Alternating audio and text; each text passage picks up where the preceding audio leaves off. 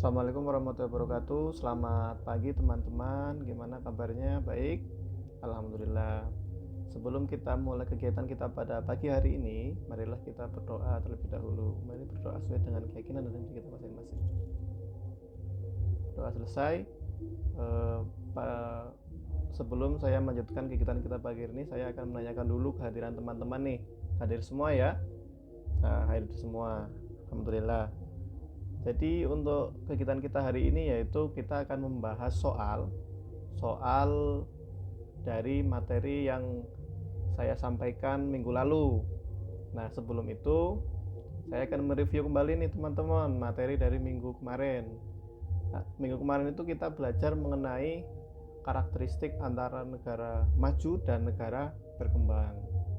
Sini ada yang masih ingat nggak ciri-ciri negara maju itu apa saja? Bisa angkat tangan. Ya, betul. Ciri-ciri negara maju itu adalah penguasaan ilmu pengetahuan dan teknologinya tinggi, iptek ya.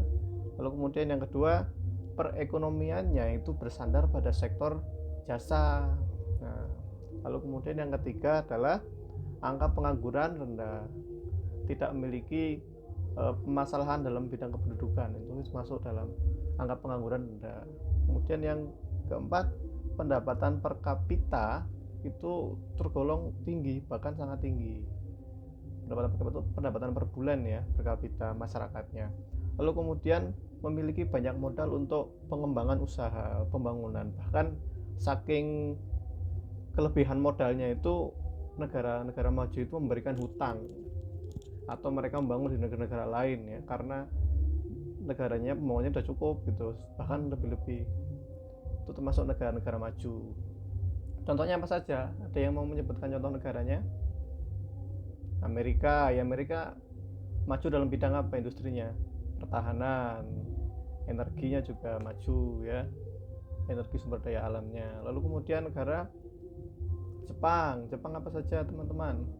Industrinya yang maju, industri otomotif ya, motor-motor itu mobil yang ada di negara-negara Asia termasuk Indonesia itu mayoritas dari Jepang. Korea, teman-teman nih, Korea pasti kadang di sini banyak yang lebih paham Korea ya, karena suka nonton drama Korea. Korea itu termasuk negara-negara maju dengan industrinya, industri manufaktur seperti Hyundai ya, kemudian Samsung ya, yang besar-besar itu, kemudian industri jasa-jasa lainnya. Lalu kemudian di Eropa contohnya apa saja?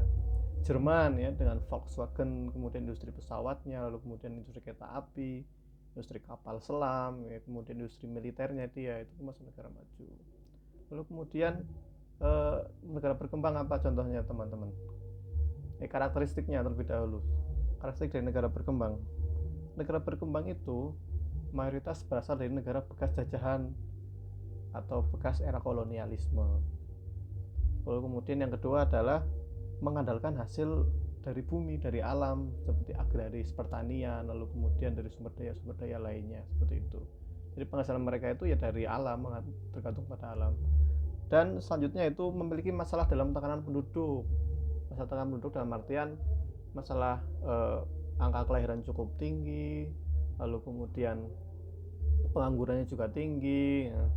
Lalu kemudian angka kematian ibu hamil biasanya itu tinggi di situ, dan memiliki masalah-masalah dalam hal sanitasi seperti itu. Lalu kemudian selanjutnya yaitu sumber daya alamnya itu belum bisa dimanfaatkan secara maksimal ya, karena tidak semua negara-negara yang memiliki sumber daya alam melimpah itu maju ya, seperti negara-negara di Afrika Tengah itu, negara-negara di Timur Tengah itu kan memiliki sumber daya yang melimpah, tapi juga mereka masih dalam negara yang negara berkembang ya, tahap menengah seperti itu. Baik, di sini untuk saya akan menampilkan materi ini sebarannya. Ini peta ya, ini peta sebaran negara maju dan negara berkembang. Negara maju itu mayoritas berada di belahan bumi utara ya, di sini di bumi utara ini. Lalu kemudian negara berkembang itu ada di bagian selatan atau tengah, tapi di bumi bagian selatan juga ada negara-negara maju seperti Australia. Lalu kemudian di sini di Amerika Selatan ini ada negara-negara yang masuk dalam kategori maju. Nah, ini termasuk negara apa teman-teman? Ya, ini negara, ada yang bisa jawab? Ada benderanya itu kelihatan. Ini negara Swiss ya, Swiss itu termasuk dalam kategori negara maju. Nah, langsung sini saya akan membaca soalnya. Soalnya yaitu Swiss merupakan negara maju yang terletak di benua Eropa. Ya, ini penyebabnya itu apa? Ada yang bisa jawab nggak teman-teman? Swiss itu kenapa kok bisa disebut sebagai negara maju? Nah, Swiss itu negara maju. Di sini soalnya itu faktor yang mendorong kekuatan industri di Swiss itu yang apa? A. Jumlah penduduk yang sangat sedikit. B. Tingkat pengetahuan yang tinggi. C. Nilai ekspor pertanian yang tinggi. D. Jumlah tabungan masyarakat yang tinggi. Atau E. Memiliki potensi sumber daya minyak bumi. Nah, dari kelima jawaban ini menurut teman-teman yang sesuai itu apa? Swiss. Kenapa kok Swiss bisa disebut sebagai negara maju? Ada yang bisa menjawab?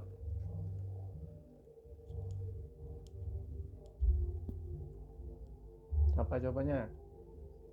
Ya betul, jawabannya itu yaitu B ya, tingkat pengetahuan yang tinggi ya, ini tingkat pengetahuan yang tinggi. Swiss itu apakah jumlah penduduk yang sedikit? Enggak juga, ada beberapa negara yang penduduknya lebih sedikit dari Swiss. Seperti ya negara-negara di Asia Pasifik itu Vanuatu, Tuvalu itu negara-negara penduduknya lebih sedikit. Lalu kemudian nilai ekspor pertanian yang tinggi. Swiss nggak punya lahan pertanian. Ya ada lahan pertanian, tapi tidak menjadi salah satu kunci utama atau mayoritas ya. Lalu kemudian jumlah tabungan masyarakat yang tinggi. Banyak negara yang memiliki tingkat tabungan masyarakat yang tinggi juga, nggak hanya Swiss. Lalu kemudian memiliki potensi sumber minyak bumi. Swiss tidak memiliki sumber daya alam yang melimpah. Swiss itu mengandalkan sumber daya manusia atau SDM-nya. Karena apa?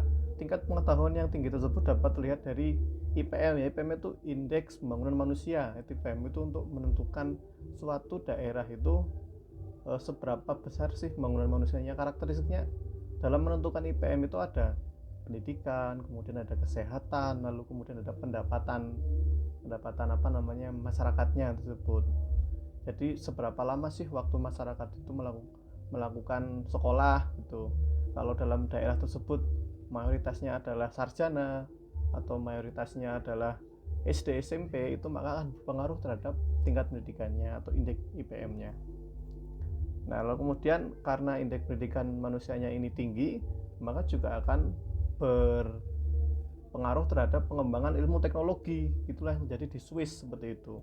Di Swiss itu pemerintah itu memberikan tunjangan dari taman kanak-kanak hingga sarjana itu ya semua gratis.